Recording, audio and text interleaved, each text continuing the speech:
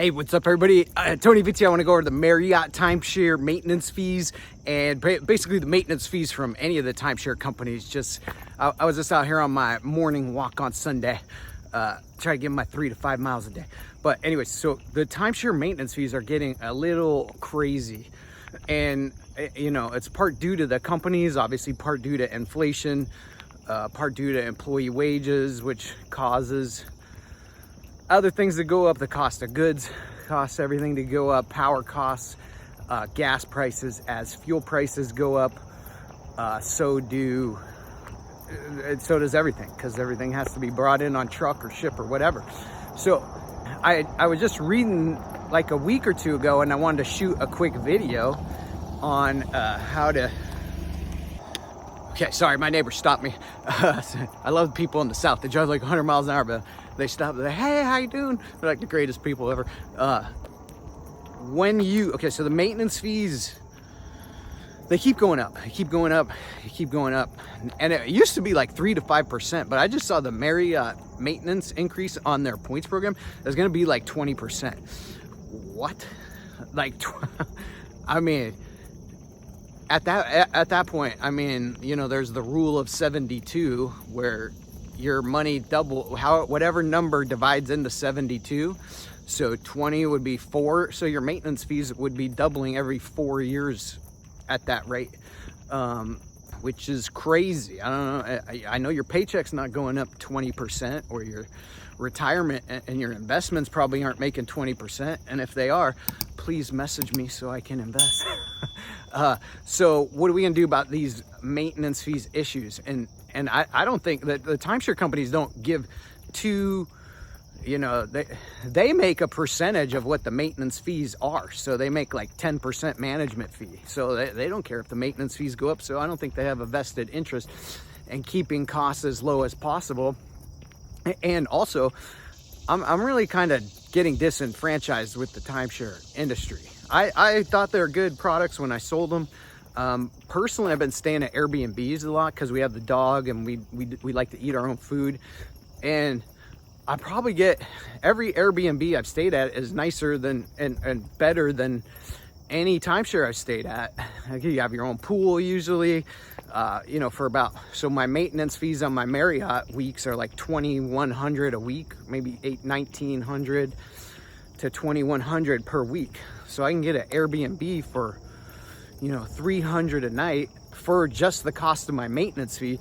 And I have my own house, my own, you know, full kitchen, you know, anywhere from a 1,500 to 5,000 square foot house. The last one I just stayed at in Cape Canaveral, now that one was expensive. It was like $3,000 for 4 or 5 nights, whatever. I'm getting off track, but I mean, you basically get an Airbnb for the same price as your maintenance fees now. And especially if they were doubling like that, and my maintenance fee was $2,400, you know, I don't know, because where these timeshare companies make their money is having you turn it in for cruises and airfare and other stuff just to try to recoup some of your costs. And then what they do is they go and they rent it out on their websites, Marriott.com, Wyndham, Extra Holidays, which feeds over to Expedia, which then keeps the prices. So, and when you turn your points in for cruises, airfare, anything besides rooms for timeshare is a bad value. Anytime you turn your points in for a cruise, especially like Marriott, I'm gonna do some other videos on my computer. Well, I'll go show you some examples. Like you can turn in for 10,000 destination points for an Alaska cruise or whatever. Okay, well, 10,000 points at the current maintenance fee of 72 cents a point is $7,200 just in maintenance fees. Not to mention, to buy 10,000 points would probably cost you, 4,000 points is like 60 grand right now. So 60, 120. So say $100,000 you paid. So you had to pay $100,000 up front. If you financed it, you had to pay the 28% interest. It's like 18 to 21. Or you had to take that money out of your investments. So you got to pay the 100 grand up front. And you have 10,000 points. And then the maintenance fee is $7,000 a year, approximately. and you use your 10,000 points for an Alaska cruise. Maybe you get a nicer cabin or whatever. Well, you probably go to Cruises to Go or any cruise system and get that same cruise for $5,000, $4,200. So what Marriott has figured out, and what I think all these companies have figured out, is there's a second bigger part to making money with the timeshares. And now they're just getting extremely rich and making it extremely difficult for owners to use what they have, to rent out, to do anything. They're trying to do everything they can to make sure you can't rent out your points. So you have to turn it into them, because they give you basically only 60% of the value of your maintenance fees. Now, these are just approximate figures. I'd have to time 40 distance 1 point. Forgot to turn off my timer walker. So they only give you like 60% roughly of your maintenance cost and value for cruises and airfare. Trying to get that sun out of the way thing. So you turn your 10,000 points in. They give you a $4,000 cruise or $5,000 cruise. They go pay the cruise lines with cash on their deal, where they probably even get it a little cheaper because they buy so many of them. So now they picked up your 10,000 points for, say, $5,200. Let's be generous, $5,200. Then they take your points, because they don't own those points. What they have to get their money back from that, right? So the way they monetize it is they'll sell some points to the sales department. So like when you buy, you know, they'll give you bonus points or whatever. So they'll sell some of them to that. But majority of what they do is they take their points and they rent it out on like Marriott.com, their sister company that they already have relationships with. They rent it out for, say, 80 cents to $2 in many cases. Probably mostly 20 to 30% over the maintenance cost. So like 80 cents to 90 cents, from what I've seen, probably even less, because a lot of times you can rent out your same room on their website, especially on the weekends, for about the cost of your maintenance fees. That's why when people like complain how much price we pay per point, well, we have to compete with them, and the resort takes those points and basically rents them out for the cost of your maintenance fees. So that's what we have to compete with, and that's why our price is not low. hey, oh, my neighbor. So that's why we pay the price that we do, because you have to compete with Marriott.com, and a lot of times, now there are some where they're extremely a lot higher. And that means they're making even more money. Like some of the resorts like Hawaii, where your salesman probably showed you an example. Now those ones, yeah, now that's the best time to use your week or your ownership. That's where you're going to get the most value, is places like Hawaii, Palm Beach, Palm Springs. What's that one in Florida? Marco Island or whatever. Marco Island. Maybe Aruba. Some of those spots are going to get a great value, and that because they take your points that you turned in for a cruise last year and they rent it out for $2 a point, and they only paid you 40 cents a point for to turn it into a cruise, which is supposed to be a good deal, which it's not. I haven't seen too many ever, or heard of. I heard a story from one of my brokers. We were talking about this, and he resells the Marriott timeshares, and he said one of his clients, he spent how many? It was a lot. Like, oh, he had to buy the timeshare. He spent like $350,000. He owned like 30,000 destination points. So his maintenance fees on that were like $16,000 or $17,000. The guy goes, he books some kind of cruise trip or whatever through that with his points. Cost 30,000 points. So $17,000 in maintenance fees. And he's on the trip. And he's talking to the other guy who's on the same trip with the same cab and everything. The guy's like, oh yeah, I paid $11,000 on Cruises to Go or wherever he booked it. So the owner's like, what the shit, you know, I paid $300,000 up front, supposed to save me money every time I use it.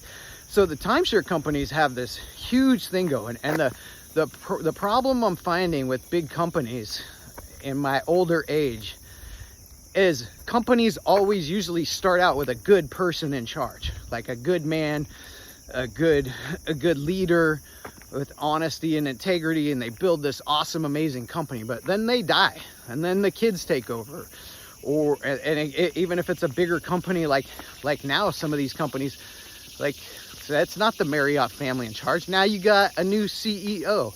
Now you got all these vice presidents and all these corporate guys, and all they do is make money off of their stock options.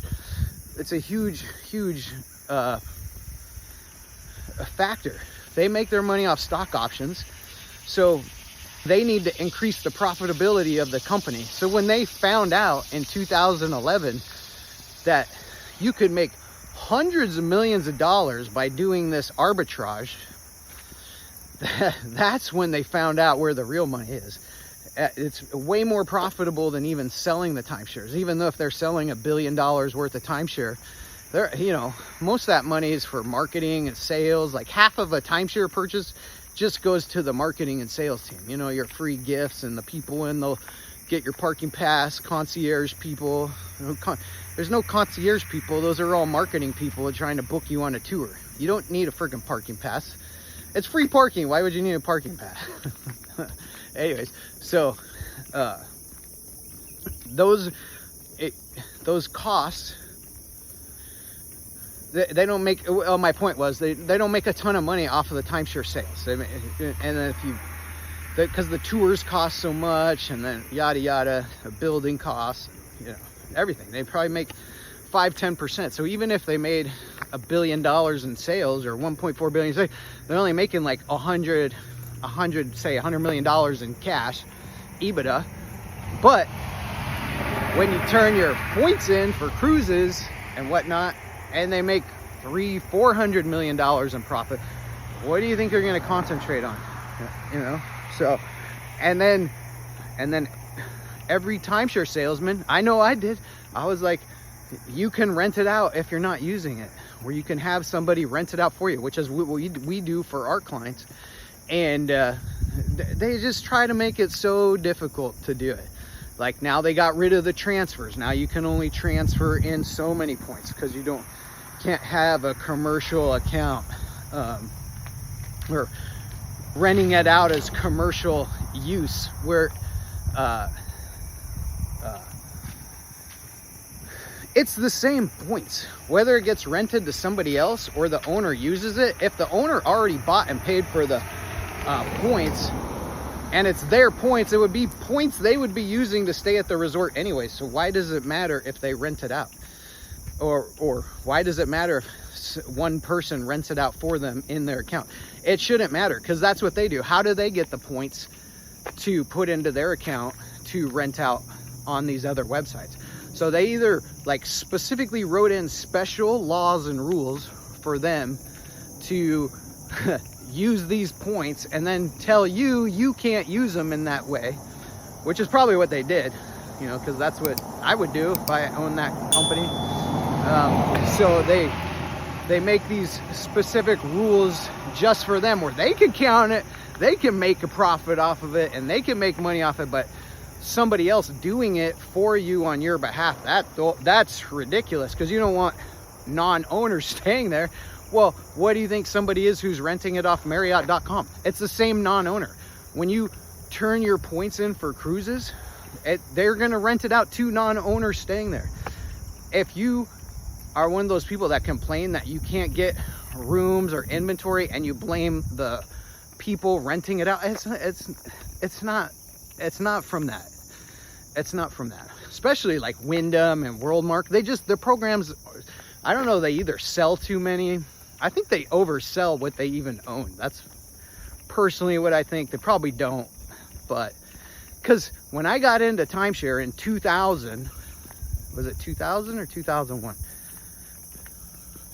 I think it was actually in 2000. Whatever. So 2000, I remember I was in there on 9/11, so right around that time. The number one complaint I would hear from people is you can't get in anywhere on your timeshare. Like you can't book rooms, you can't get holidays. That was the number one thing everybody would say. You can't, my friend owns it and you can't ever get in a reservation. Now, in 2001, there was no Airbnb, there was no Red Week. At least I don't think. If it did, it like just started. There's no, you would have to advertise your place for rent in a newspaper. I mean, who, maybe you young kids, but us old people, there's no freaking internet basically in 2000, at least not like we know it today. So it's not causing any problems with you getting rooms. Just timeshare inventory. You have a lot of people competing for a small amount of space. So if you have kids and you're trying to go when the kids are out of school and summer and holidays and stuff, there's just half of timeshare owners have kids, and only like 15 to 20% of the inventory is when the kids are out of school. So that's the only problem. Maybe there are some companies that eat up all that inventory, but I doubt it. And just watch my other videos on how to use the waiting list to get any reservation you want anyways. So I have other videos on here. So the point to my video, I guess, is the maintenance fees are going to continue to go up with inflation. And I was reading in the documents that their insurance cost at all these resorts has doubled, which is crazy. Which is, I mean, I've been shorting life insurance companies, or trying to short life insurance companies for the last year. I think I figured out how to do it now, because for some reason there's been 40% excess deaths over the last 2 years. So you can draw your own conclusion from that. But all these insurance companies have to make up for their loss in life insurance claims. So they're raising the prices of insurance everywhere. Plus with storms and weathers and fires and whatnot, gives them a good excuse to raise all the insurance places. So if you own like trust points in Marriott and they double all the insurance costs for every resort, I mean, I'm sure that's a pretty hefty penny. It's with the dollar going down, the other countries not using the US dollar, the country's gonna have to print more money. They print more money, it causes more inflation, so your maintenance fees are just gonna keep going up and up. So I guess the point of my thing is, you gotta be really careful. I wouldn't buy much more. I wouldn't upgrade your timeshare at this point, because, and only, I wouldn't say that because I own a timeshare rental company. I want you to buy more so you have more to rent out through me. But they're trying to make it difficult for anybody to recoup their costs other than go through their resort. And if they don't change these policies, and I would bring it up on every tour you go on, tell them they're trying to make it as difficult as possible. That's why they got rid of being able to transfer points. That's why they're giving all of us companies trying to help these owners. Because even though we don't pay much more than your maintenance fee, we're paying probably 40% more than you would get for a cruise or anything else. Plus we give you the option to actually rent your points. Do they give you an option to do that? No. Maybe they'll rent out your weeks if you own your week, and then they'll give you like the same, like not very much money for it from every instance I've heard. Maybe there's some where it's a good deal, but for not. And then otherwise you're kind of stuck with your points. You have all these awesome points that you can use for everything, but you know, stuff comes up. Everything in the economy is super expensive. Maybe you don't have money to go on vacation this year and you want a resource to rent it out. Well, they make it so hard for us companies like that trying to help people. That is like Wyndham. If you're a Wyndham owner, you know, they've added in guest fees, and even if you cancel the booking, you still have to pay the guest fee, which is $100. You have to pay the cleaning fee every time, and yeah, and then the maintenance fees keep going up. They took away cleanings. You don't even get daily cleaning anymore, and I don't even think if you stay a week you get a midweek cleaning anymore. I could be wrong on that. Maybe some do, but the only one I got daily cleaning was at the Ritz-Carlton residences on my destination points. Other than that, like any interval exchange, anything like that, you're not getting cleanings. So you're not getting cleanings. You're just literally paying for their room, which you can, I mean, definitely get an Airbnb for the same cost as your maintenance fee, which is a lot better. And that's why Airbnb is crushing these hotel companies. And then the hotel companies are just strong arming all the city people to make all these crazy laws.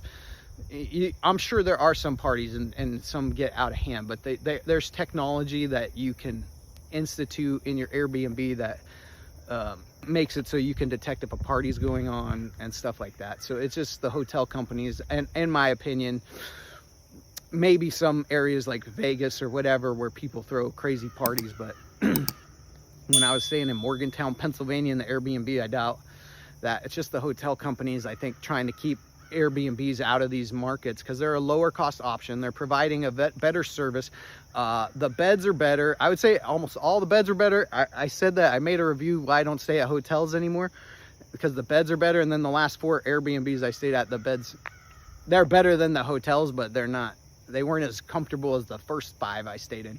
I think because some Airbnb guys telling them to buy these like memory foam ones. Oh, never mind. Going off on a tangent. When you have a Tempur-Pedic bed, everything else is Bush League. So they're trying to hold it down. So be very careful when you buy or upgrade more. Okay, now the best way to do it now, if you're stuck and you can't use your points, rent your points through us. You know, we'll give you a fair price. We pay you essentially upfront before anybody checks in. Go to timesharesimplified.com. We're gonna have an app. Today's like what, September 15th. I just got to send them over a couple more things in our app. Our new app will be live where you can sign the contract and do everything right from our app.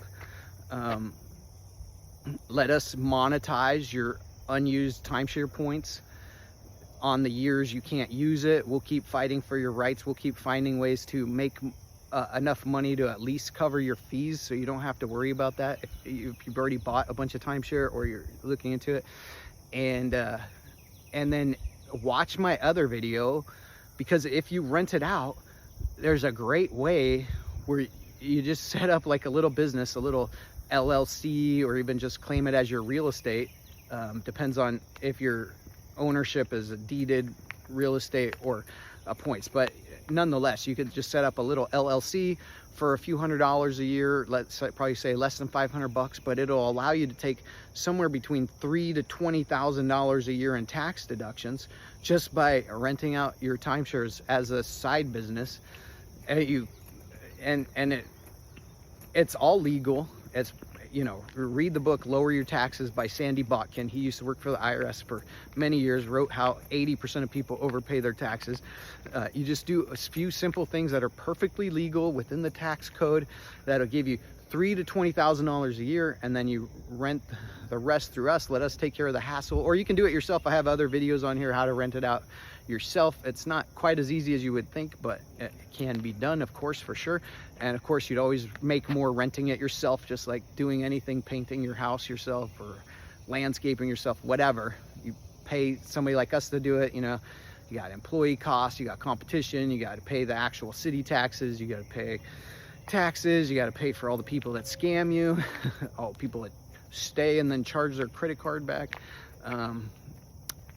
You know, so stuff like that. So I don't know if I ramble too much, but basic thing is maintenance fees are going up. You got to do things to protect yourself. You got to be smart with it. You got to use it wisely, and you got to help uphold your rights to be able to use it like they're using it, so you can make money instead of them getting to make all the profit off of the thing you bought and paid all this money for. All right, visit us timesharesimplified.com, or call us 800-461-5037, and he'll put all this stuff in the description. All right, thanks. God bless.